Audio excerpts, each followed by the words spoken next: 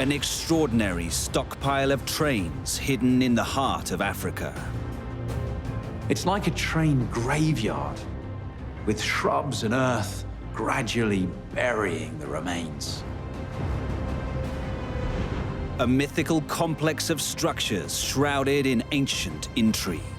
Skulls have been found at this site, but they're not to do with burials. It's believed these were taken as trophies. A colossal network of ruins devastated by an overwhelming force. When you find out what really happened here, it just sends a chill down your spine. And vast relics of industry rusting in the American Midwest. This is just a small part of what was here. Shows you the scale of this facility.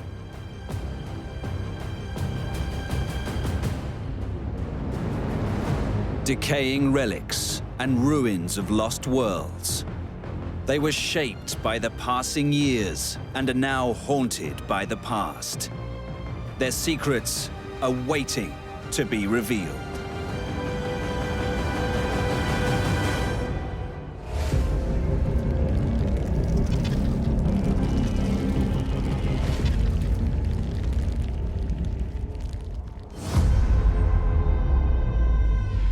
In the heart of the American Midwest, on the peaceful shores of Lake Michigan, are places with an intriguing history.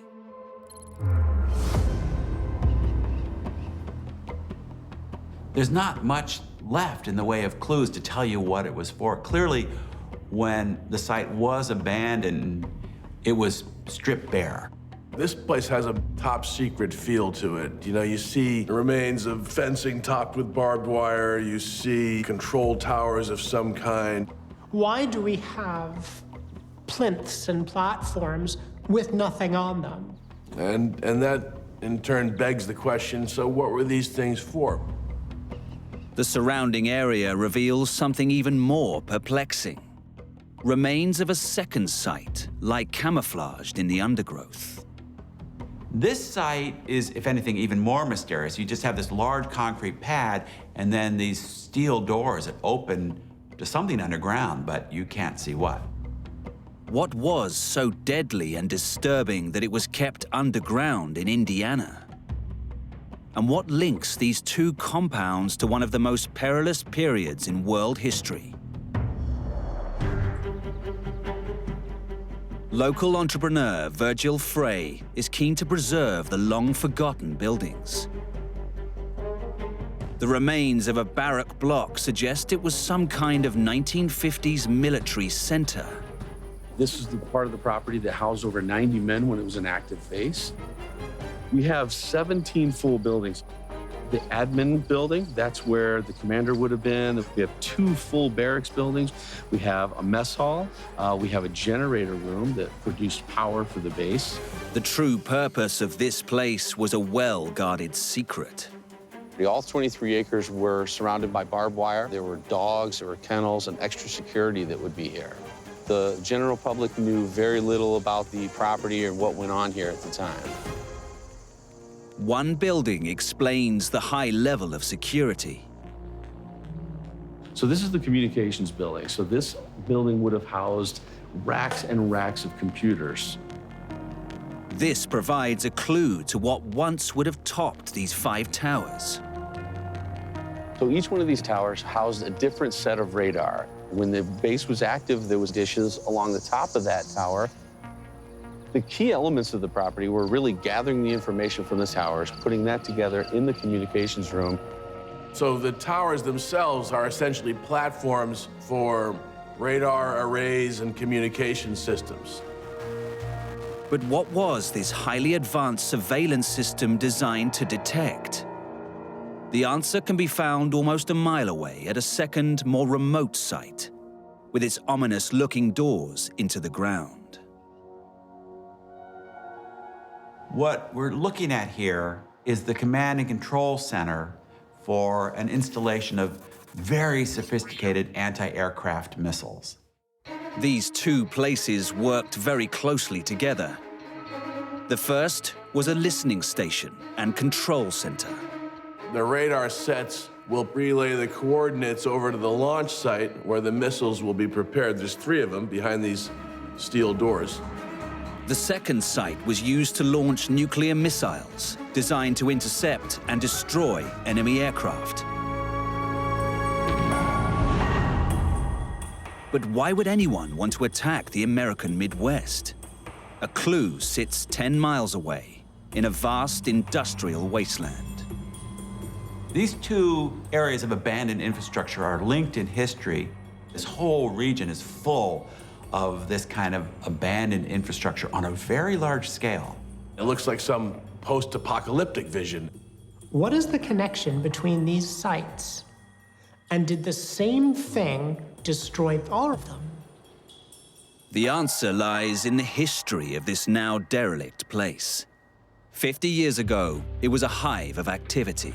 This was really the beating heart of American industry, this whole new industrial zone created along the shores of Lake Michigan near Chicago. This is the town of Gary, Indiana, once dubbed the City of the Century. The colossal scale of this place was born of a famous US product, steel. When U.S. Steel set up shop on the banks of Lake Michigan in 1906, that was really the start of Gary's rise to being an industrial powerhouse and a region of enormous strategic importance to the country. It was vitally important for the military as well. And in World War II, the steelworks at Gary are producing all the steel needed for, ships, planes, tanks, and all the, armaments of war.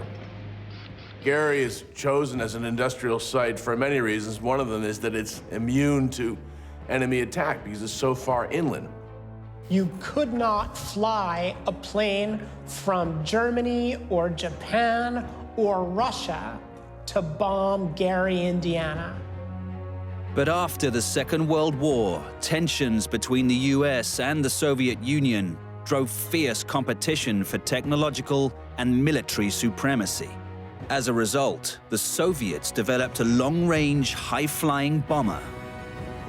If the Soviets had ordered an attack on America, big Soviet bomber aircraft filled with nuclear weapons, escorted by regiment after regiment of fighter aircraft, would have crossed north over the pole and moved south towards the American heartland. It starts to become possible to nuke Gary. The launch and control site, now sinking into the Indiana swamp, dates back to that uncertain time, when 150 million Americans were living within range of Soviet nuclear warheads.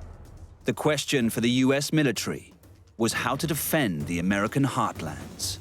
The answer was the Nike Missile Project. When these Nike missiles were regarded as really the ultimate defensive measure against the ultimate Soviet weapon at the time, the heavy bomber coming in over the North Pole.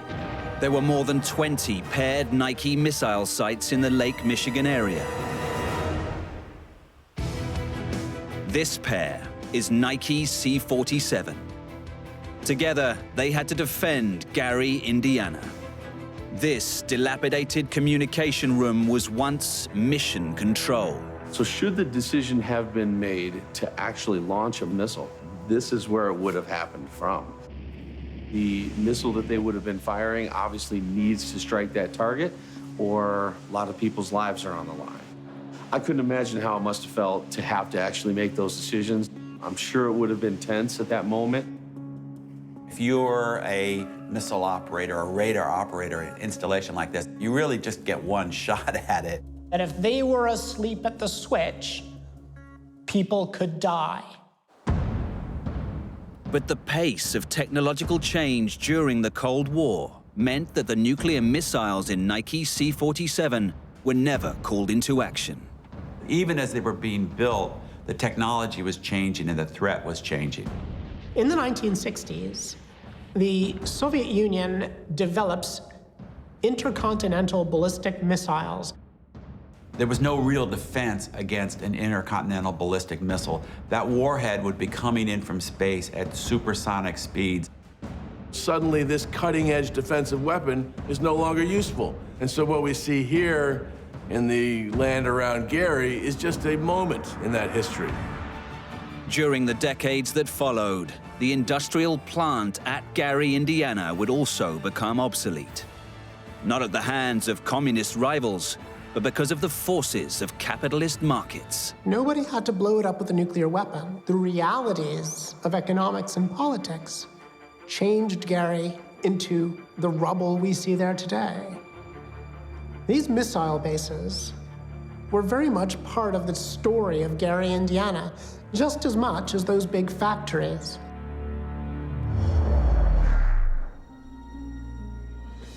Once the home to booming industry and a cutting-edge nuclear defense system, Gary, Indiana now lies silent, buried in the undergrowth. The place is a real monument to the pace of technological change during the Cold War. In the wilds of Northumbria, close to the Scottish border, there's a collection of crumbling structures which once marked the edge of the known world. Britain represented something that was unknown, barbaric. It was a place of myth and speculation and mystery. Here and there, you see the remnants of stone foundations. It suggests something significant was built here.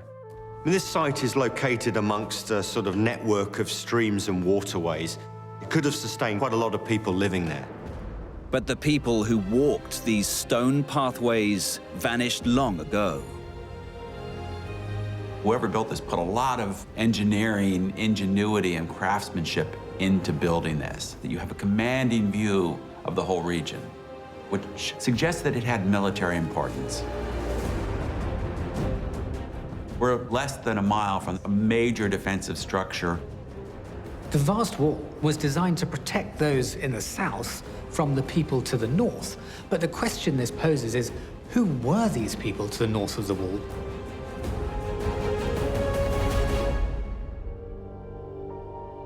The evidence suggests that a savage, painted people lived beyond the wall, and that violence between them was commonplace. This is really venturing into the dark and mysterious. And you could imagine that it would have been both exciting, but also quite scary. Skulls have been found at this site, but they're not to do with burials. It's believed these were taken as trophies. These foundations are just the surface. Underneath is an epic and bloody history.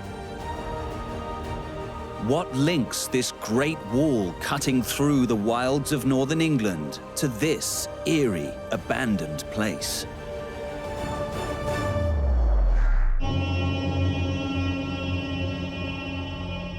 This is Vindolanda. Like his grandfather and father before him, archaeologist Andrew Burley has spent his life exploring this fascinating place. It's given up a huge number of its secrets. And those secrets have changed our perceptions. The more and more work we do, the more we start to understand about what happened here almost 2,000 years ago. The ancient walls, broken steps, and crumbling remains provide only the barest outline of what once stood here. This building here, it's got about 20 rooms on the ground floor. Really, really impressive. It was while he was exploring these desolate ruins that Andrew's father unearthed an incredible clue about who lived here.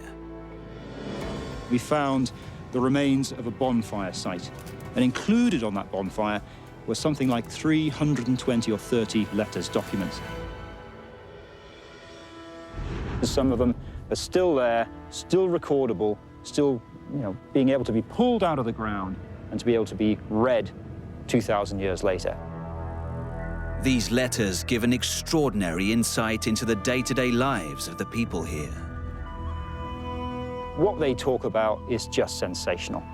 Everything from demands for beer to birthday party invitations, some of the earliest handwritten letters by women from the Western world. But some of the letters reveal that the people of Vindolanda were not all here by choice.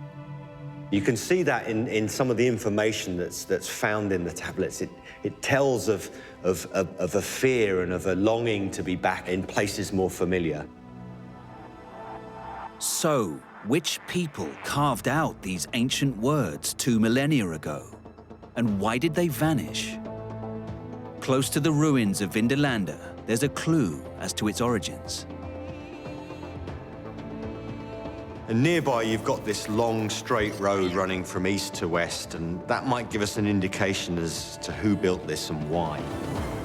The only people who built roads like this were the Romans. I'm standing here on one of the major Roman roads, and on either side of me, solid walls of stone, solid pavement of stone, and a very big door at the far end. The location of Vindolanda suggests it had a military purpose. It was positioned on the border between England and Scotland, at the very northern edge of the Roman Empire, which once stretched from Britain to the Middle East. So Vindolanda was a frontier conquest fort. So when the Roman army conquered this part of the landscape, they put a fort down here as part of something called the Roman frontier. So wherever you go inside this fort, you're reminded of structure, rank, status, and the huge impact of Rome. For the Romans, Britain was beyond the known world. It was a land of mystery. It was a land where things were unknown. It was a place where they speculated about myth and mystery. They were especially terrified of the warring barbarians to the north. The Romans called the people north of the wall the painted people, Picti, from where we get the word Picts. They thought they were deeply uncivilized, but respected them as great and fearsome warriors. Their fears were probably well-founded. The last known reference to the Roman 9th Legion in Britain dates to 108 AD. Some believe it was destroyed by the northern painted warriors. A legion isn't a small thing. It's thousands of men. So for those who are stationed here, looking out, looking into the beyond, this area would have put the fear of God into them. The remains of the Roman solution to the problem of the northern tribes lies within sight of Vindolanda. As you sort of rise up and look into the distance, you can see the walls snaking along the landscape, using every sort of nook and cranny of the landscape to help fortify its protection. The vast wall runs across the whole of northern Britain, from coast to coast. This is Hadrian's Wall, an extraordinary 73-mile-long defensive structure built by one of Rome's most ruthless emperors. Hadrian was a volatile character. It's said that his boyfriend jumped into the river, but many also said that it was Hadrian who pushed him. When the Emperor Hadrian came to Britain in 122 AD, he was determined to protect Roman territory from the northern tribes. So here we are at Hadrian's Wall, created by 15,000 Roman soldiers in a decade of hard work, sweat, and tears, separating out people on this side, part of the Roman Empire, for the other side, the barbarians to the north. The Roman engineers did everything they could to give themselves an advantage. Large parts of it are built using the landscape as part of the defense. There's a big structure along large parts of the wall called the wind sill. So you've not only got Hadrian's Wall to contend with, you've got this cliff of rock. And what a formidable thing to try and get past. Everything about Hadrian's Wall was designed to keep out the rebellious Picts. What we're looking at here is the power of the Roman Empire to impose its will on a landscape, on a people. Imagine this twice the height with a walkway, crenellations across the top. And even at nighttime, this would be so visible in the landscape. It would also be a wall of light. The soldiers with their torches would run across the top, giving you this contrast between what's inside the Roman Empire and what's outside. For those people who were looking at it from the north, on seeing this cutting-edge Roman military fortification, it must have been the most awe-inspiring sight, unlike anything they'd ever seen. Hadrian's Wall was the most unconquerable defense system in the world at that time. So every mile, you get 2 towers, which command tremendous views right across, as far as the eye can see to the north, 30, 40 miles in some places. Nothing can get under the Roman radar. The Romans built 16 defensive forts along the wall to keep the northern hordes at bay. But the stone ruins at Vindolanda don't fit with this story. The sprawling fortress sits a mile south of Hadrian's Wall. Discoveries at Vindolanda show that 2,000 years ago, this was a thriving place. The population numbers alone at this site range from 2,500 to 6,000 or 7,000 people. You had people from what is today Belgium, people from modern Germany, people from Switzerland, even North Africa, living and patrolling this area. Excavations reveal that it was split into 2 sections, the fort itself and a bustling Roman town. In their spare time, the soldiers manning Hadrian's Wall headed to Vindolanda. This was more like a small city. People were there with their wives and their children, and they were involved in farming and hunting and all kinds of activities. So it was more like a community than simply a military facility. But would the wall hold, or would the Picts bring destruction to Vindolanda?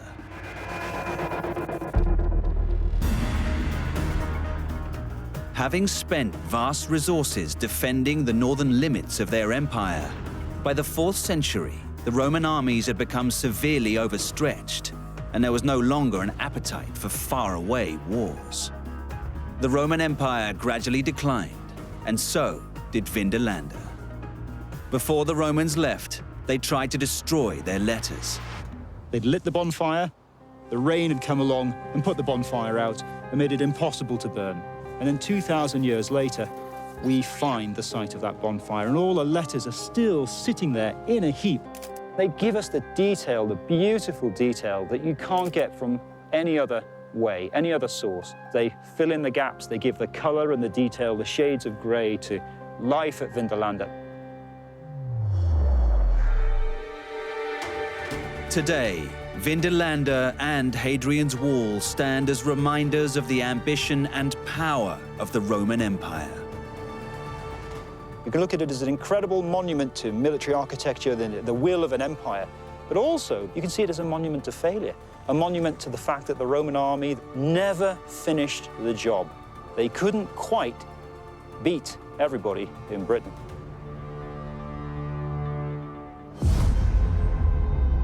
In the Horn of Africa, in eastern Ethiopia, is the city of derelict, a place crowded with relics that have hit the end of the line.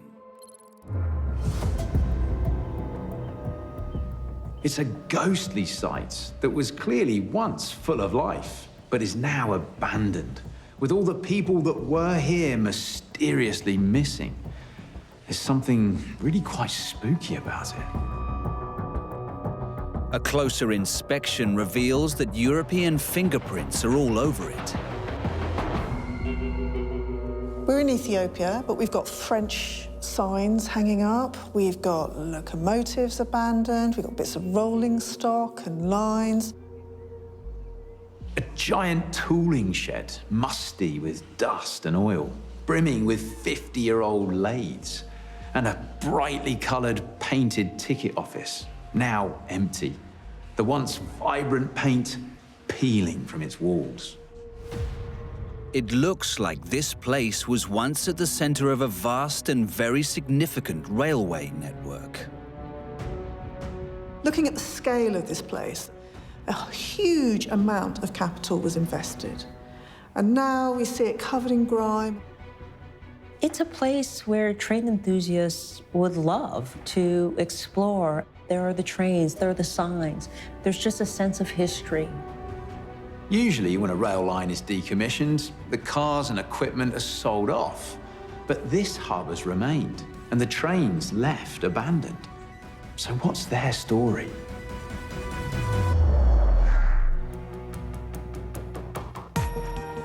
The history of this train graveyard can be traced back to the end of the 19th century and to the vision of one man, the Emperor Menelik II of Ethiopia. Ethiopia is a landlocked, barren state, but it has huge amounts of natural resources. But they're only going to help the people if they can be exploited. And at the turn of the 20th century, the emperor looked around and thought, how are other countries succeeding and moving forward? If you look at Britain or America in the 19th century, what was the game changer? It was all about urbanization and industrialization. And at the heart of that were the railways. Emperor Menelik really wanted to put Ethiopia on the map with an impressive engineering project, and that was the railroad.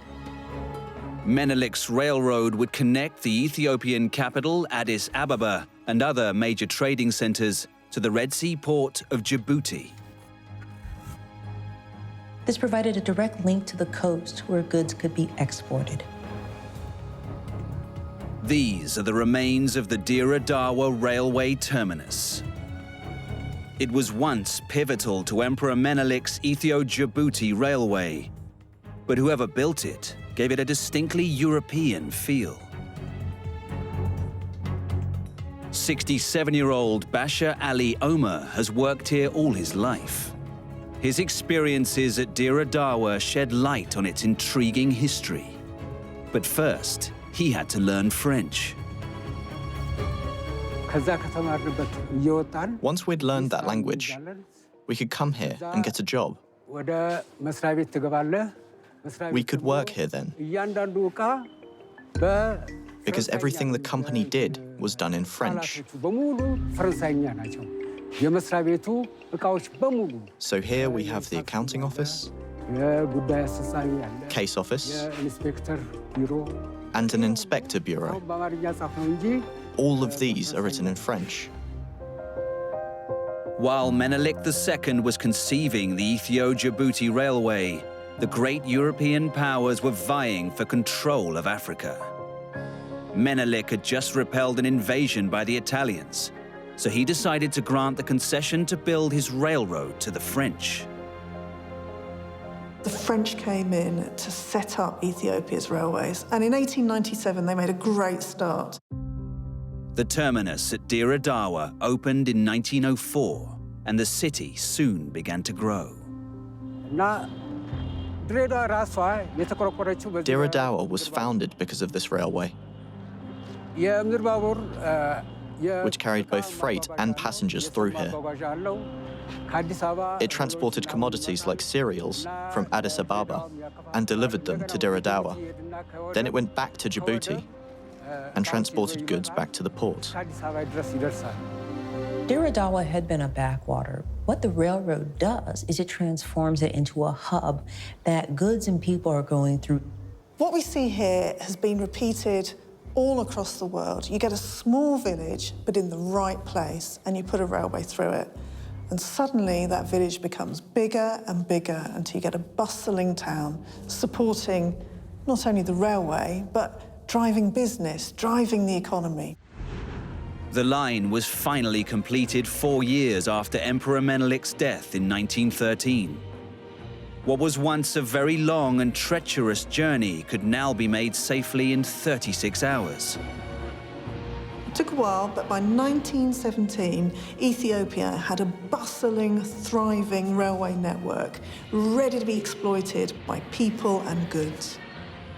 At its peak, nearly 4,000 passengers and 1,250 tons of cargo would pass through this station every single day. Racial segregation that was commonplace in many countries at the time wasn't tolerated in Ethiopia. And so you had Europeans and Africans sharing common areas on the passenger train. Hundreds of people, black and white, traveling from here every day, all together. Menelik's vision for Ethiopia was way ahead of its time. But the train graveyard suggests that the emperor's great scheme didn't quite turn out as he'd hoped. On the 3rd of October 1935, 2 separate Italian armies sent by Benito Mussolini invaded Ethiopia. Less than a year later, they joined forces in Dire Dawa. The fascist occupation was now complete. World War II truly was a global war, and Ethiopia didn't escape. The railway and the country were overtaken by Italian fascists, and they used the railway network to transport people, goods, and weapons, including tanks, using the railway system. In 1941, Ethiopia was liberated by the Allied forces, but it didn't revive the fortunes of the railroad.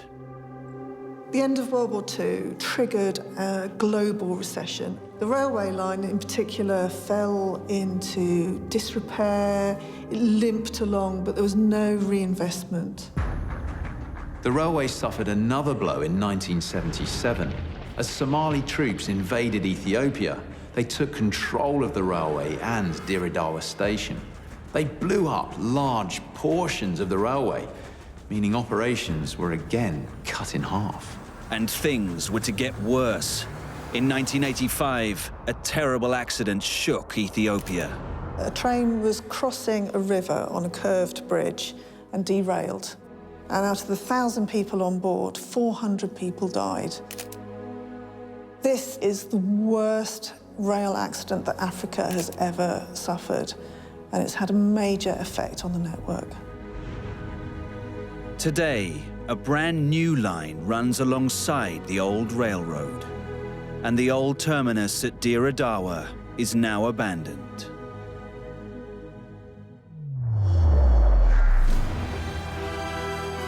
The Ethio-Djibouti Railway represents a national dream, one which may yet be revived.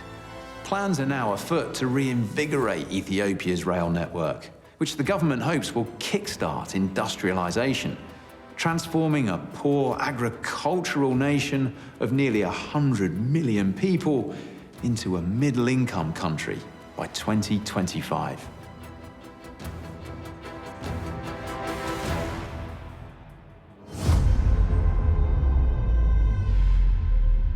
In the heart of Lithuania in Eastern Europe lie ruins that at first sight seem to have no purpose.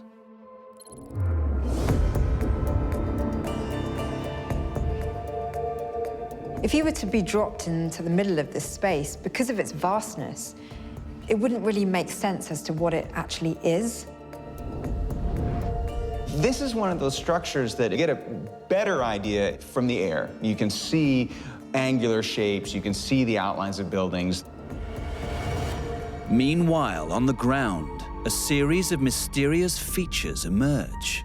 It's overgrown, there are plants everywhere, and there are these concrete mounds with large openings, but it's not clear where they lead to. You see long tunnels, many of them sloping and going in different directions. You see something of a dark interior maze. It's thick black, and the smell is kind of damp and mossy, and it's actually a really spooky place. All around, signs of a violent struggle still linger. This place clearly suffered from a major attack. The sense of damage and devastation is obvious. There are holes in the ceilings, holes in the walls, and just debris everywhere. When you find out what really happened here, it just sends a chill down your spine.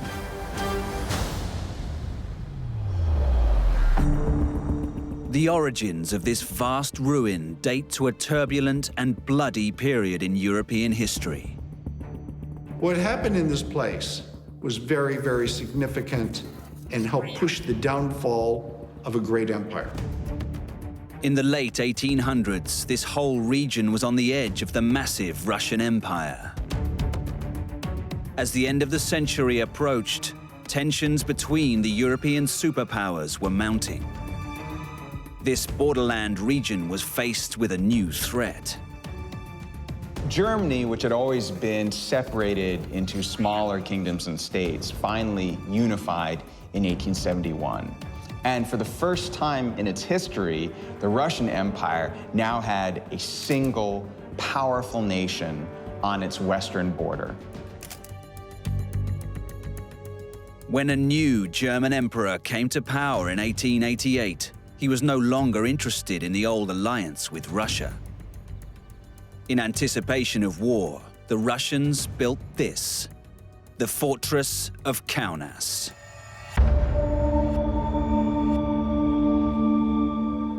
The Russian Tsar likes fortifications, so this idea of fortress cities comes into being, and Russia will pour in a lot of its military wealth. Construction began in 1822. Valdas Rakutis is a local historian who is fascinated by its turbulent past. Kaunas fortress is one of the biggest fortresses of Russian Empire in the Europe. And the rear part of the fort were used for the soldiers, 250, which live here and fight here in the time of war. This was the golden age of fortress building. This is really the last time you see wide-scale, large-scale building of fortresses. So we are on the right side of the fort, and you can see the city of Kaunas, which this fort protects. Basically, all roads lead to the city. You couldn't go around it. But the most important thing was that it was a rail nexus. And rail was the way to move troops and supplies in this period of warfare. Kaunas was so vital, the Russians didn't stop at one fort. They built 9. You need to set up your fortifications so there's no safe approaches, so that every direction is covered. When they were built, they were pretty much state-of-the-art, but the state-of-the-art in the late 1890s was changing very rapidly.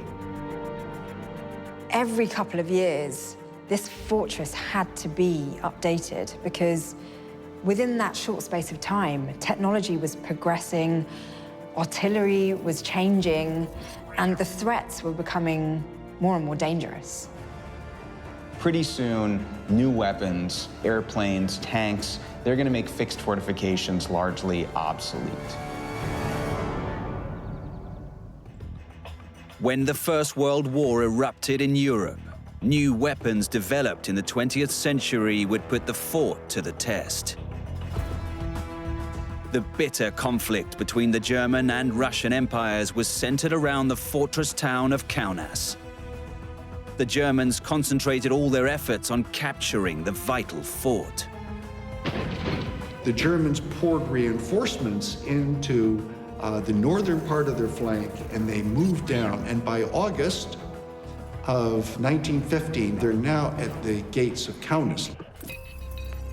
For 10 days, hell rained down on Forts 1, 2, and 3. But Fort 4 was supposed to be the toughest, really the hardest nut to crack.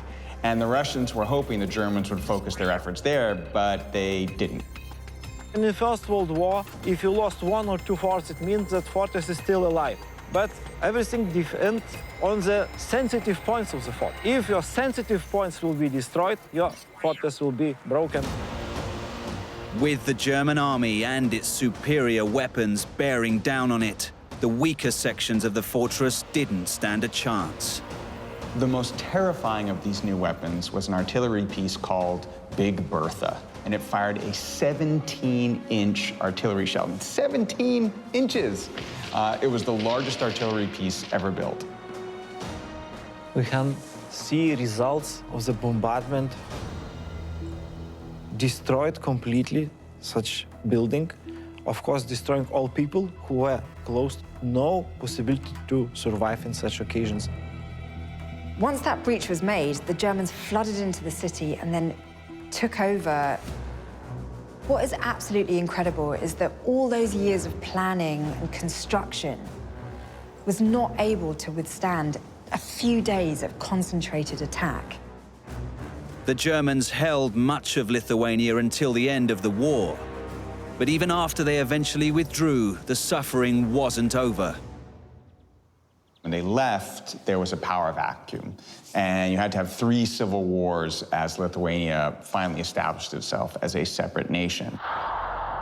But as much as there was violence and horror there, the darkest days of the fortress were yet to come. As Hitler's war machine trampled its enemies, the forts bore witness to unspeakable horrors. The forts are a perfect location for the perpetration of the worst of the German war crimes, particularly those against civilians. They're out of the way, they're hidden.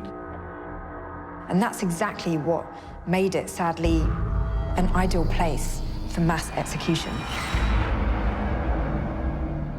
It was Lithuania's Jewish population that suffered the greatest cruelties. Fort number 4 is important as place of Holocaust during the Second World War.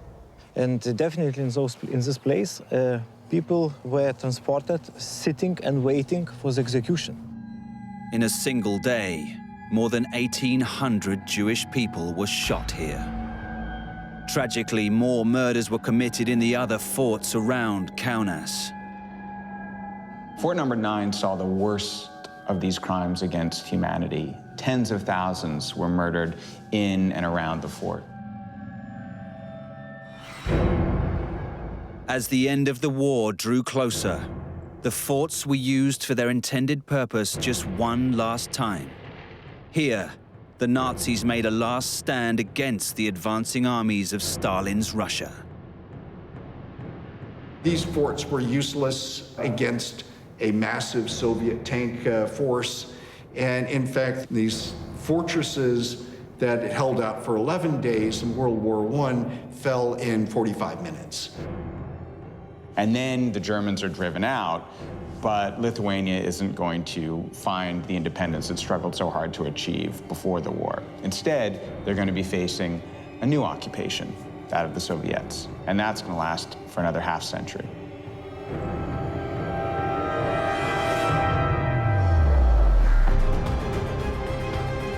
In 1990, the Iron Curtain was lifted, and Lithuania finally became an independent nation. And the abandoned forts here echo a resilient nation's tumultuous past. What can we find on this site today, besides the remnants of these fortifications? We find a memorial to all the lives that were lost there under the German occupation.